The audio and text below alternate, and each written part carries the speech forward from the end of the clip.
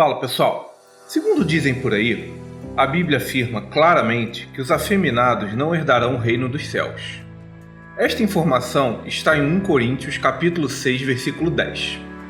Mas o que pouca gente sabe é que existe uma controvérsia sobre a tradução deste termo, afeminado em grego antigo.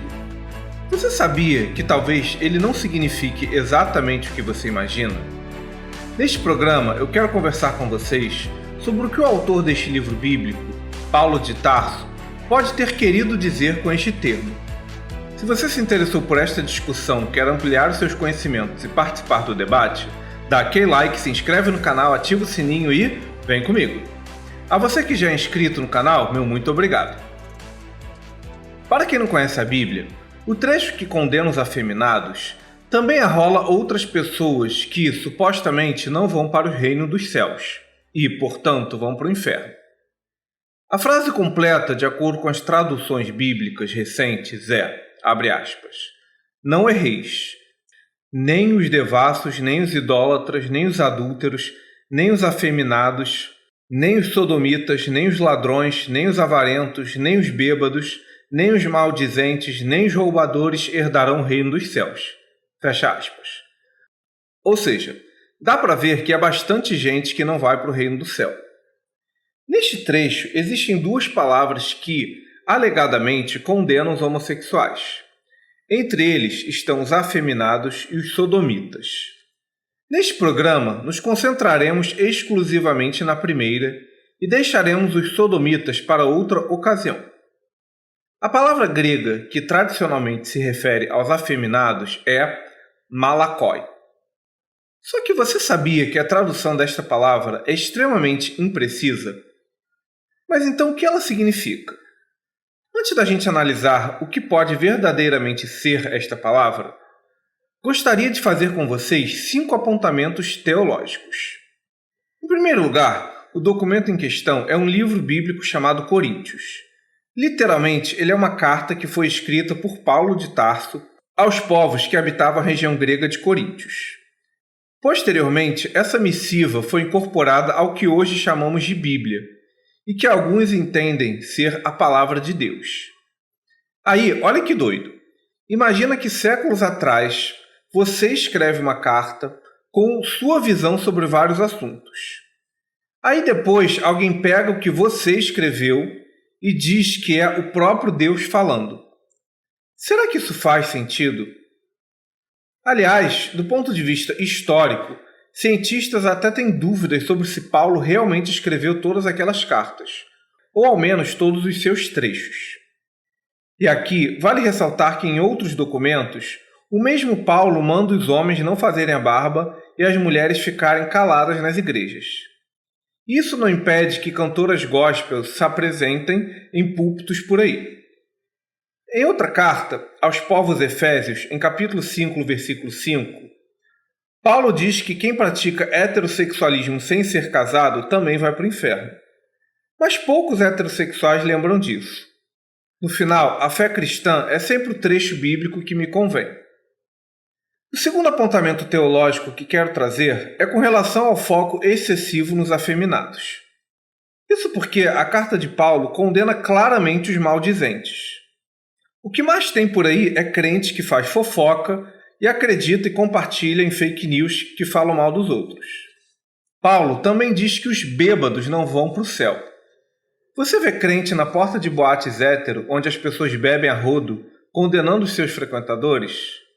Bem, eu não. O documento também condena os avarentos. Vocês veem cristãos tentando fechar a bolsa de valores, onde as pessoas querem ganhar cada vez mais dinheiro? Eu não. Aliás, bem pelo contrário. Cada vez mais nas igrejas o culto é o dinheiro. Paulo também condena os idólatras. Bem, eu não sei o que é essa palavra, mas milhões de garotos veem jogadores de futebol como ídolos. Mas só se ouve silêncio com relação a isso. Como vemos, existem muitas coisas nesta e em outras cartas de Paulo que as pessoas simplesmente ignoram. No entanto, quando é para falar de afeminados, as pessoas têm este trecho bíblico na ponta da língua. Dá para ver que tem alguma coisa errada aí, né? E agora a gente entra no terceiro ponto dessa discussão, O que é um afeminado? Isso porque as noções de masculino e feminino mudam com o tempo. Antigamente, o rosa era cor de menino, por estar associado às cores quentes, varonis. E o azul era cor de menina, por ser uma cor fria e passiva, associada à Virgem Maria. Só com o tempo isso mudou. Cabelos grandes em homens já foi sinal de afeminamento ou masculinidade em diferentes momentos da história. Mulheres já não puderam usar calça, por ser associada a uma indumentária masculina. Antigamente era normal os nobres europeus usarem maquiagem como sinônimo de distinção social. Enfim, qualquer estudo aprofundado sobre a história dos comportamentos humanos nos permite perceber que elementos que interpretamos como masculino ou feminino estão sempre mudando. Então, como é possível condenar algo ao inferno quando esse algo não é nem objetivo? E aí a gente entra no quarto desdobramento dessa discussão: a natureza do afeminado. Quando a gente olha para alguns homens, vemos que eles têm uma clara natureza mais feminina. E alguns deles são assim desde criança.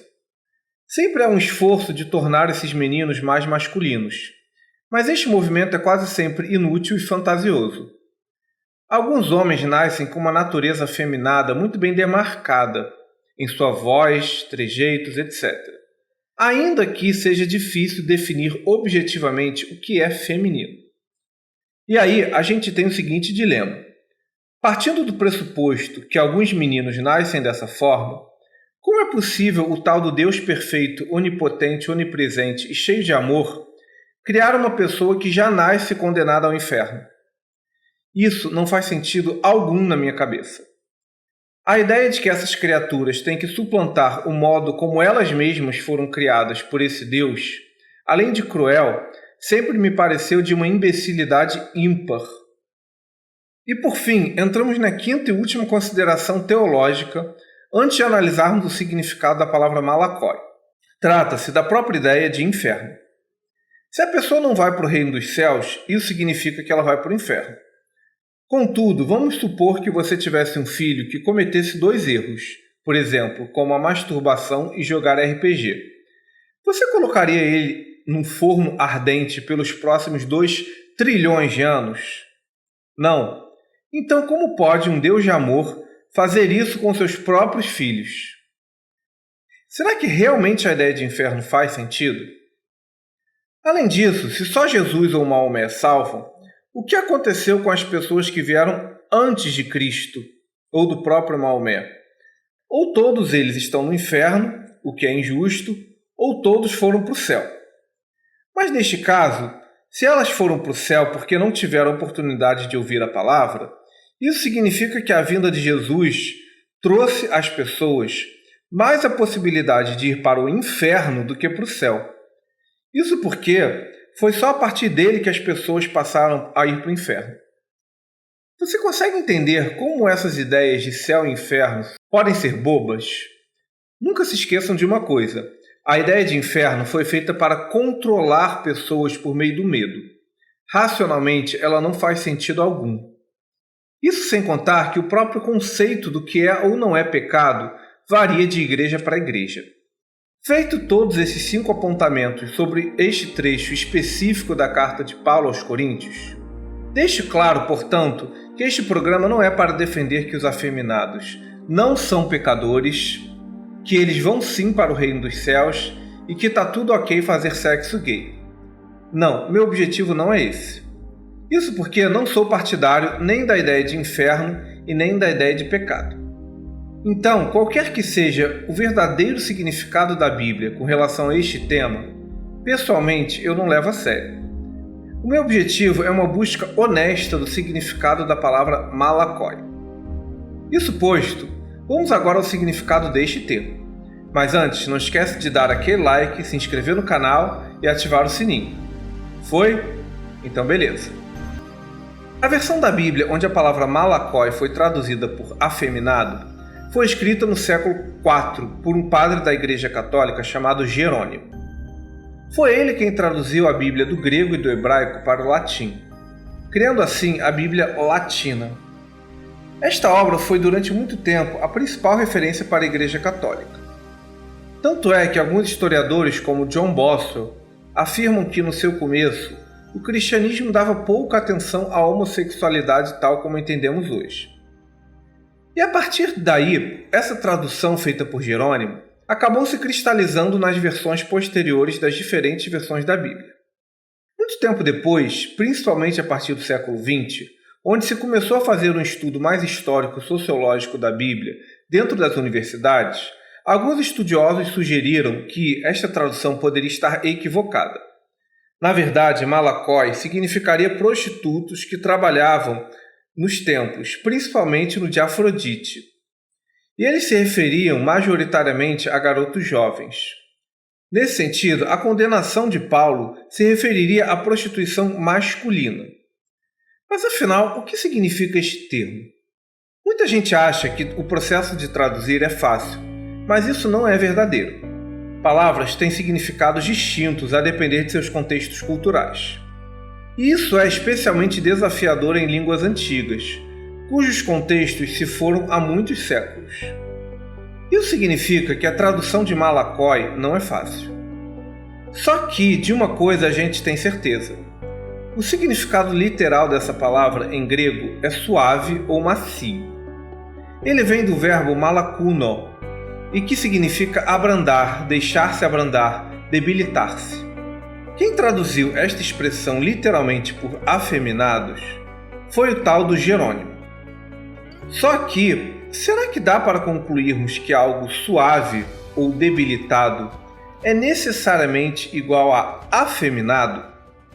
Olha, eu tenho dúvidas. Mas então, se malakoi não significa afeminado, o que significa? Bem, se a gente levar literalmente o significado como mole ou suave, Paulo de Tarso pode ter querido dizer que quem não vai para o céu são as pessoas que não são firmes nos seus propósitos e nem nos seus próprios valores. Seria o que a gente chamaria hoje por bunda mole ou malemolente, principalmente na questão dos seus valores e de sua fé. Se você olhar sobre este ponto de vista, até faz sentido, na medida em que, na frase de Paulo, ele descreve vários outros comportamentos onde as pessoas são dadas a excessos e a vícios. Nesse sentido, uma pessoa que não fosse firme na fé e nos seus princípios, ou seja, um mole, um suave ou um malakoi, não iria para o reino dos céus. Olha, do meu ponto de vista, isso faz bastante sentido. Bem, se você é religioso, é possível que você não concorde com esta interpretação e diga que a Bíblia condena sim os afeminados. Ok, se você prefere seguir este caminho, mas aí a gente volta para o dilema constrangedor da fé cristã. Se tem alguns meninos que já nascem afeminados, como é que um Deus perfeito criaria uma pessoa já condenada ao inferno no nascimento? Se você quer insistir nessa estultice, vida que segue. Mas, olhando de ponto de vista crítico e desapaixonado, eu verdadeiramente acho que a tradução da palavra malakoi significa uma pessoa mole de princípios. Este entendimento me parece muito mais razoável no contexto todo da frase. Para vocês entenderem como traduções bíblicas flertam com uma falta de precisão absoluta, na carta de Paulo aos Efésios, capítulo 5, versículo 5, no texto original disposto na Bíblia de Jerusalém, está escrito que nenhum fornicador vai para o reino dos céus. Ou seja, se você é hétero e fez sexo sem ser casado, teu lugar já é o inferno. Contudo, na maioria das Bíblias, principalmente essas modernas, o termo fornicador foi substituído por imoral sexual, o que não significa nada especificamente. Ou seja, a tradução do texto varia enormemente a depender da versão da Bíblia. Por fim, vocês podem estar se perguntando: cara, você quer mudar séculos de tradução da Bíblia que diz que malakoi é afeminados? Na verdade, eu não quero nada. Não se esqueçam, mesmo que a tradução correta deste termo seja uma pessoa moralmente fraca, sem apego a princípios e valores, e não necessariamente signifique afeminado, a ideia de inferno é bastante questionável de um ponto de vista racional. Contudo, o meu objetivo aqui é buscar honestamente um significado para esta palavra, sem dizer que a Bíblia é isso ou aquilo. O cristianismo é algo que foi acontecendo ao longo do tempo. E o padre Jerônimo, que verteu a Bíblia para o latim, pode sim ter mal traduzido esta passagem. Não é só porque algo foi feito séculos atrás que aquelas pessoas necessariamente acertaram. E também é preciso admitir que certos erros podem ter se cristalizado erroneamente ao longo do tempo. Mas eu quero saber de vocês. O que vocês pensam sobre este olhar acerca da palavra malakói? Ele significa necessariamente afeminado ou uma pessoa mole em seus princípios? Este foi um programa do canal Ágora Gay, um espaço para conversarmos sobre filosofia, religião, política e cultura sob o ponto de vista gay. Eu sou Felipe Dias. Lembro que este podcast é um recorte de um tema complexo. Mesmo que você não concorde com tudo, meu objetivo é iniciar um diálogo para ele ser aprofundado por outros pontos de vista. Deixe nos comentários o que você pensa sobre essa discussão, sugestões e críticas construtivas. Também os convido a ver os vídeos mais antigos do canal e a seguir a gente nas redes sociais, cujos links estão na descrição. Lembrando que o Ágora Gay é um espaço dedicado à conversa e aos argumentos e não às ofensas. Até a próxima, pessoal! Valeu!